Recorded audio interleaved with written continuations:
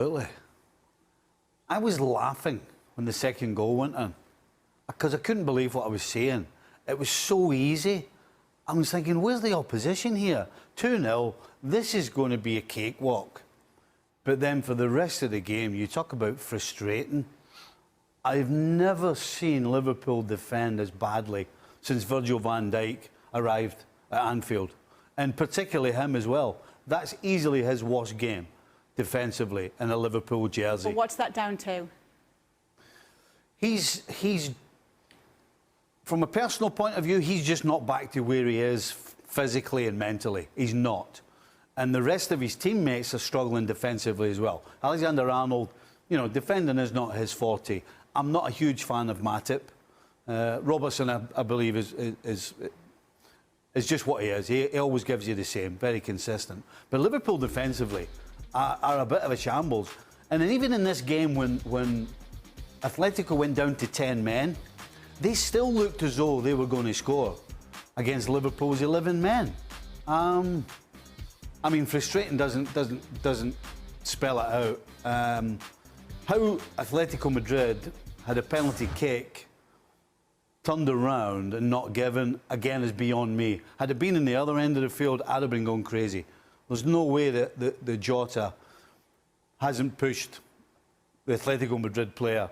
And the Atletico Madrid player goes down. It's a penalty kick all day long, in my opinion. And somehow the referee changes his mind. I mean, you talk about not being affected by your surroundings.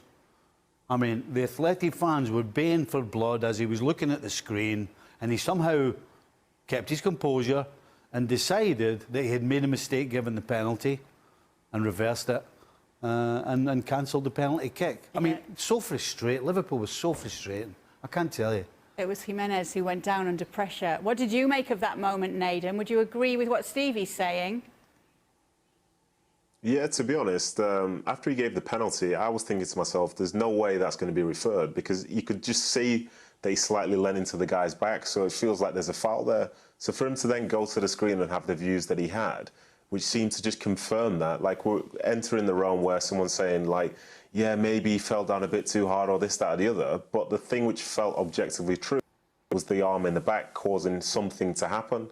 So to change his decision like that, it really surprised me. It really, really surprised me. But at the end of the day, if you're a Liverpool fan, you'll take it. But my word, did it end up feeling like a really long game, given how well they started? To be relying on the referee to overturn a decision like that in the final minutes of the game is insane, because at the start we thought this was going to be the easiest game ever for Liverpool, but I suppose that's the Champions League for you. What did you think about the no foul, no penalty, Jules? Isn't it supposed to be clear and obvious?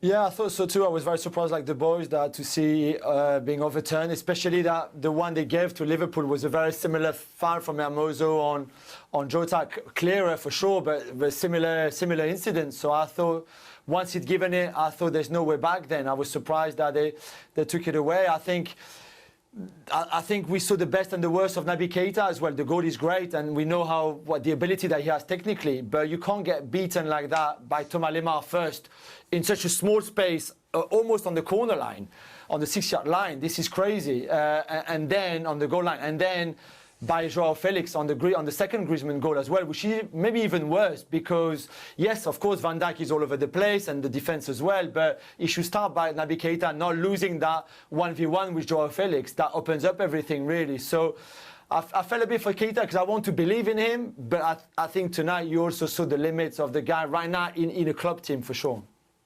Yeah, obviously, let's stick with the Liverpool defence then, Naden. And just going back to what Stevie was saying, it isn't often that you see Virgil van Dijk being criticised, but is it fair for him to be after tonight's performance? Yeah, I would say so. I think this is a long way away from his best, but I think the upside is the fact that he knows that he can play a lot better than this.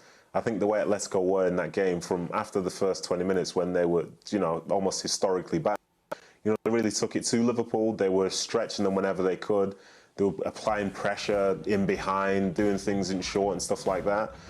And it just put Liverpool under so much pressure, and the crowd was getting involved, and you could see in some ways that it was affecting them, because maybe it was too good to be true the way that the game started. But yeah, you know, for Van Dijk, play and be sort of in the conversation as one of the best in the world, but he wasn't that today. But Liverpool also didn't look like one of the best sides. Liverpool didn't look like a side that's gone unbeaten in the last 21 games, so it's all part of the sort of, you know, you could say he was poor, but the whole team was poor. And in some ways, they got lucky that they were able to walk out that stadium with the 3 points. But this is the journey towards competition. You don't need to play well all the time, but you need a result. So enough, that was enough today, but they know they have to do better if they want to go further in the competition. There are lots of decisions in this game to talk about. When Antoine Griezmann pulled a goal back, should it have stood? I believe it should. Look, the old rule that if you didn't have the goalkeeper and another defender in front of you, you were offside. I preferred that rule. It was dead simple. It was dead straightforward. But now they changed the rule to say that if you're not interfering, then you're just taking out the picture. And in my opinion, Lamar wasn't interfering. You know, had Matip made an attempt to clear the ball, then I would have said yes, he was interfering. But the fact that Matip never tried. I've never made an attempt. Griezmann a little bit then. Both of the goals to get them back in it, Atleti. Then he gets a red card as well. Let's talk a little bit about him, if you will, Jules, on his performance today and what we've seen from him so far this season with Atleti. I think this is a turning point. Without that, of course, the red card tarnishes the performance in a way, but up to that point, he's been fantastic. All the trouble that he caused Liverpool and the Liverpool defence. The 2 goals, I mean, the first one is a proper number 9 finish and number 9 goal. Very alert in the box. The second one is brilliant. The first touch, even if Van Dijk, as we've said, is all over the place and the Liverpool defence, but still, the first touch, the finish is brilliant. And it was like that all the way. The red card is a bit unfortunate in the sense that he's not looking at Firmino at all. He's looking at the ball and then stretches his leg. Of course, it's a red card and it's dangerous. And I'm glad Firmino was not injured badly or anything. We remember, of course, the Mane and Ederson incident in the past. But I really believe that this could be a turning point in the sense that finally he's become again an Atletico Madrid player. And for all the criticism that he's had since rejoining the club, all the poor performances, I think he'd scored 2 goals in the space of 30 minutes tonight. And before that, it was 1 in like 600 minutes or something prior to tonight. So big turning point for him, despite the red card, of course. That probably cost his team at least a draw.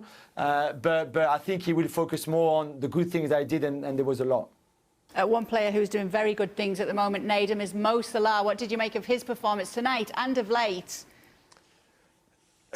So I think of late he's been incredible. I wouldn't say today was his best performance, though, and that seems crazy considering the fact he scored 2 goals. You know, the penalty was obviously very clutch. You know, it was a massive moment to be able to take that chance. You need people to be clinical in those moments, but like you look, as I say, you look at these stats and the goals and stuff. He's on fire. He's literally on fire right now. And some of the goals he scored in the past few weeks in the Premier League, you know, we might not never see goals as good as that again. So he's doing very, very well. But today, I don't think today was his best day by any means. But I suppose when you have when things are going your way, you can still score goals. You can still have a huge impact. And he managed to do that because they needed him today, and he stepped up. And I think better performances might come further down the line again, and hopefully in less hostile environments for them. But, you know, Mo Salah right now is one of the best in the world, scores more goals, keeps it rolling. Liverpool keep on winning. They remain unbeaten, so credit to him. Can they keep on winning as well? Obviously, they've got United coming up at the weekend. You've seen in this performance where maybe there are some issues to look at. Did it concern you at all? Absolutely, it did. It's actually concerned me for most of the season. You know, everybody was saying, well, you know, the first 3 games, they only lost 1 goal. Well, that was down to more of me having a little luck and having a goalkeeper in Alisson. And you could say that tonight. You could actually say that Mo Salah wasn't Liverpool's best player. You could say it was Alisson. He had 2 one-on-ones, one of which was Griezmann could have had a hat-trick, but he somehow got his face in the way. So this absolutely is a concern defensively, particularly going to play against Manchester United, who have a very exciting, dynamic attacking the forward line. So, yes, I don't see how they're going to fix it, to be honest, unless they all of a sudden change the personnel, particularly centre-back. Matip seems to be the guy that they're relying on. Qanat, I don't know where... They bought Qanat in the summer. I don't know where this guy is. I don't think I've seen him playing yet. And Joe Gomez, as good as him and Van Dijk were, 18 months ago before his injury, they were fantastic. He doesn't seem to get a game either. at centre-back. So I am worried defensively for Liverpool, yes. Well, let's take a look at how Group B is shaping up after the third lot of games. Liverpool on top with 9 points so far, wins in all of their games. Atleti and Porto.